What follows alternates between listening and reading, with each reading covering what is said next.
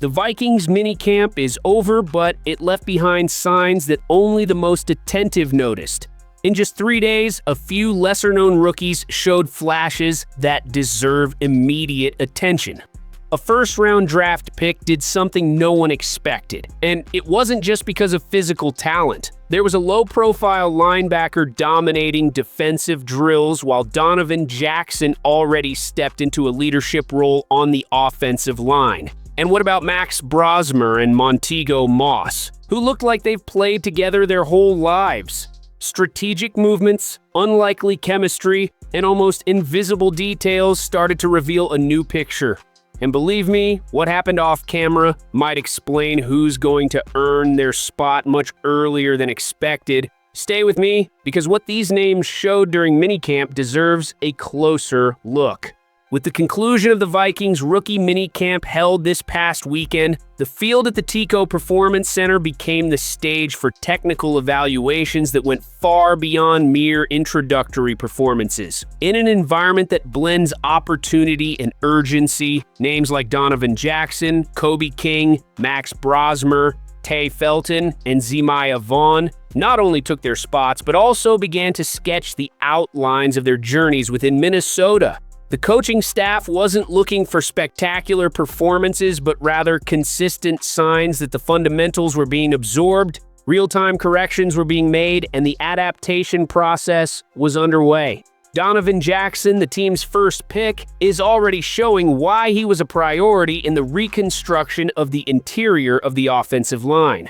Working directly under the supervision of Chris Cooper and Keith Carter, Jackson displayed lower body strength, precision in anchoring, and a good adaptation to technical commands, even without the use of pads. He has been playing a central role in the Vikings' transition to a blocking scheme moving toward a hybrid model between zone and gap concepts. The expectation is that he will form the backbone of the offensive line alongside Ryan Kelly and Will Fry, newly arrived reinforcements from Indianapolis, with Christian Darrisaw and Brian O'Neill on the edges, all responsible for protecting J.J. McCarthy, who, although not participating in activities, remains the centerpiece of the offensive structure.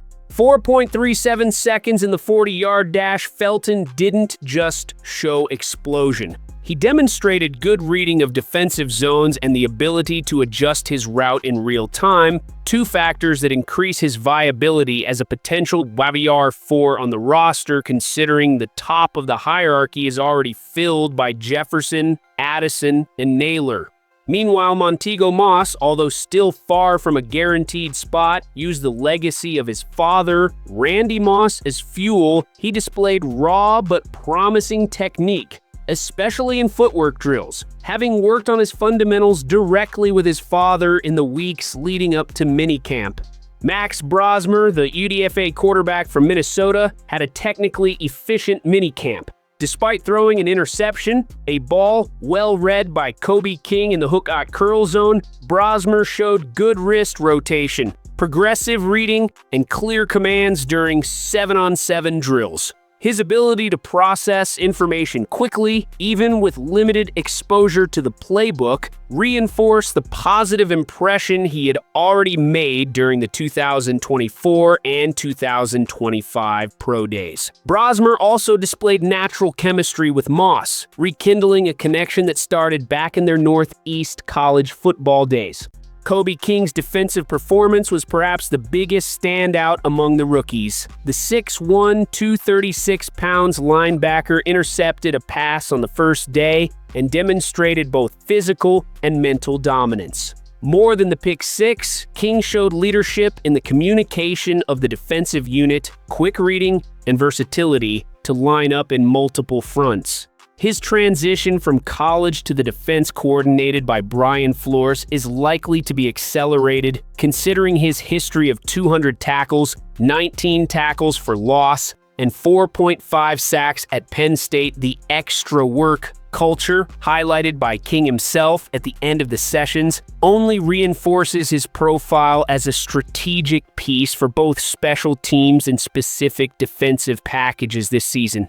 On the other side of the ball, Gavin Bartholomew, the tight end from Pittsburgh, lived up to the expectations built from tape evaluation and pro day in a group where the competition for the T3 spot is open. Bartholomew showed good hands, functional mobility, and an understanding of spacing on short and medium depth routes. His history alongside Jordan Addison at Pitt is seen as an indicator of quick chemistry with the Vikings' offensive language.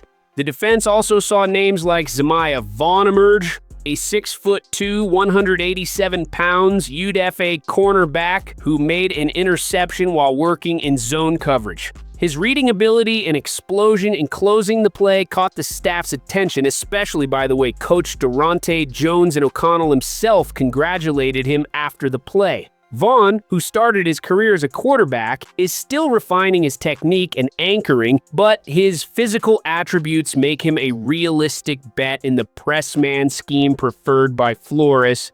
Another name to watch is Tommy Hill, a cornerback with a background at Arizona State and Nebraska whose tactical intelligence became evident when he recalled a pick six against Shedeur Sanders, resulting from a well-executed coverage disguise. Although he went unnoticed in the draft, Hill has the physical attributes 6 feet 0 inches, 213 pounds, and game-reading skills that place him in the mix for an immediate depth piece spot on the defensive roster. In the defensive front, Tyrion Ingram-Dawkins showed the physical presence expected from a former five-star recruit.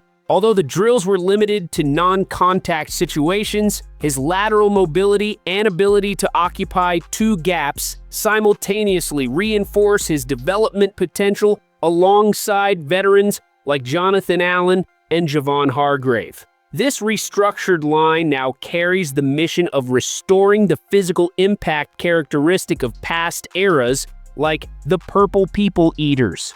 Among the tryouts, Hope Adebio and Zach Zebrowski brought local energy and the natural enthusiasm of those trying to break into the NFL. Zebrowski, in particular, benefited from McCarthy's absence during reps, allowing for a deeper evaluation of his mechanics and offensive command. His future may be more on the radar for future emergency calls than an immediate spot on the roster, but his presence was valuable for completing the rotation and providing useful snaps to the receivers being evaluated. At the end of minicamp, Kevin O'Connell reinforced the philosophy that the goal of this period is not to produce statistics or secure positions, but to start processes. The recent stories of Ivan Pace Jr. and CJ Ham, who traveled the path from tryout to becoming starters or locker room leaders, are often used as a guide for this new generation.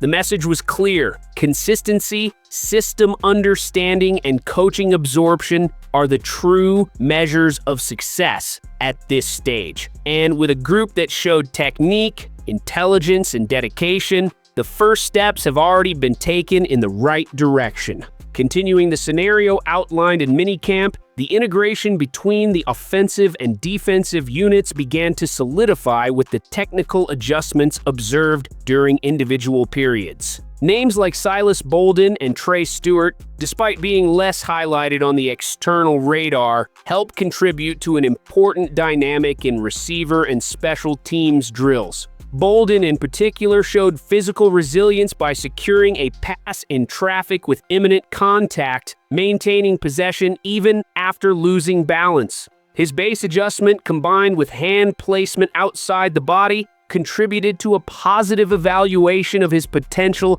as a secondary receiver. Trey Stewart, in turn, stood out for his physicality and functional versatility.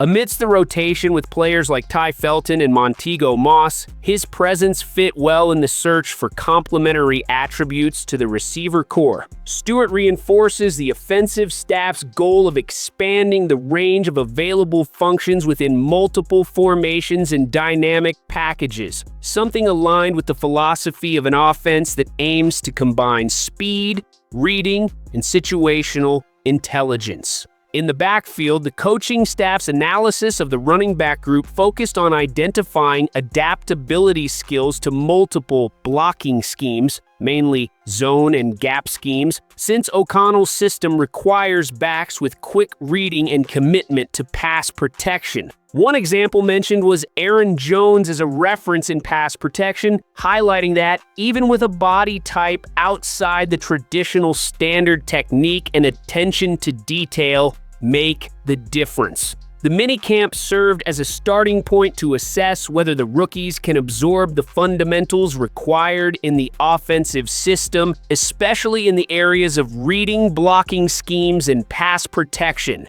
aspects that gain even more relevance considering the presence of veteran reinforcements, such as Jordan Mason, signed this year in free agency to strengthen the group.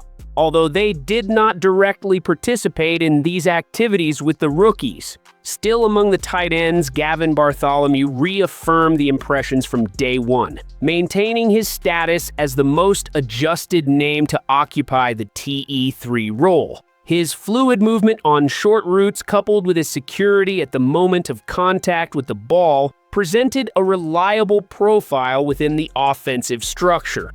The history of multiple offensive coordinators during his time at Pitt reflected in his ability to absorb different concepts, which facilitated his quick integration into sessions led by Curtis Modkins.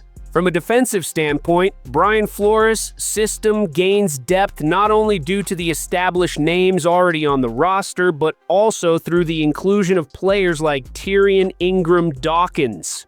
The defensive linemen demonstrated consistency in technical drills, quickly absorbing commands related to hand placement and attack angles, particularly in the context of interior alignment. Even in a non-full contact environment, his physical build and lateral movement suggest potential for progressive development under the tutelage of veterans like Allen and Hargrave, with whom he will share rotation and tactical lessons.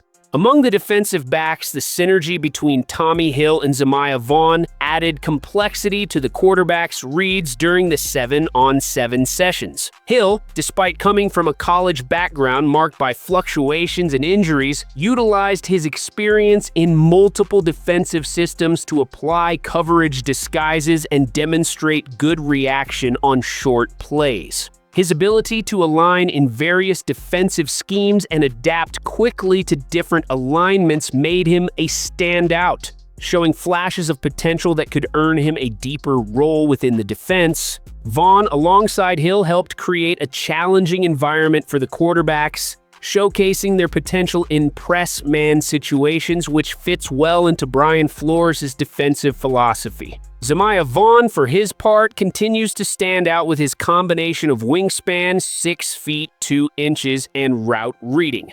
The fact that he transitioned from quarterback to cornerback during his college career directly influences his ability to anticipate routes and position himself well on the ball. The immediate recognition following his interception wasn't just symbolic, it was a validation of his ability to perform within the demanding defensive system of Flores, something few players are able to assimilate so quickly. The integration of all these names, drafted and undrafted, showcases a roster construction that prioritizes more than raw talent. What was evident during the minicamp was the emphasis on functional intelligence, system absorption, and technical discipline. Communication on the field, whether it's Kobe King organizing the linebackers or Vaughn and Hill adjusting coverages, was a constant throughout the drills, highlighting that cohesion is a pillar that's been observed since the first snap. Even players like Zach Zabrowski and Hope Adebio, who are not at the center of attention, played important roles by ensuring that the other athletes received functional repetitions within the context of the drills. Zabrowski, acting as a backup quarterback during the rotations, helped maintain the cadence of the repetitions, while Adebio, a local running back with a background at St. Thomas, focused on maximizing each rep. particularly during direction changes and acceleration in tight spaces. As the minicamp comes to a close and the roster begins to integrate with the veterans for Phase 3 of the offseason program, the coaching staff emphasizes that the goal of this phase has been met. Identifying traits, projecting transitions, and starting to sketch out where each piece fits into the collective plan were the primary objectives.